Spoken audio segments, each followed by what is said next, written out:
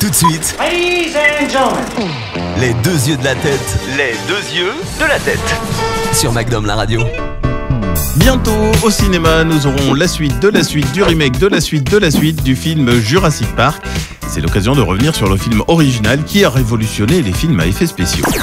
Alors pour commencer, premier défi technique, comment recréer les sons émis par des animaux disparus depuis des milliers d'années et qu'aucun être humain n'a jamais entendu, faire des cris de dinosaures. Comment ça marche ? Eh ben c'est simple.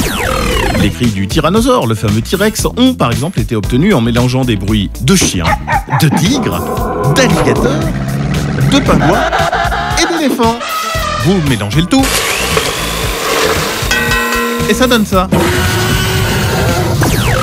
Pour les vélociraptors, on change d'animaux.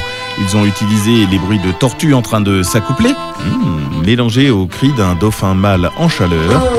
Des sons pas diffusables à une heure de grande écoute. Sont chauds les vélociraptors. C'est la saga Jurassic Park qui a ouvert la voie au blockbuster de science-fiction rempli d'effets spéciaux. Et d'ailleurs, un certain George Lucas a travaillé sur la post-production de Jurassic Park. Steven Spielberg se concentrait déjà sur son prochain film, La Liste de Schindler. En voyant les images et leur réalisme, Lucas s'est dit il va peut-être falloir que je m'y remette. Il a commencé à développer sa prélogie Star Wars centrée sur le destin d'Anakin Skywalker.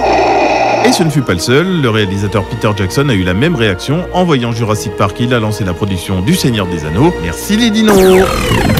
Info bonus pour briller en société, si vous avez vu le film Bohemian Rhapsody, vous aurez sûrement reconnu le petit Tim de Jurassic Park, qui a bien grandi d'ailleurs. Dans Bohemian Rhapsody, il jouait John Deacon, le bassiste de Queen. Retrouvez les deux yeux de la tête en podcast sur MacDomLaRadio.com.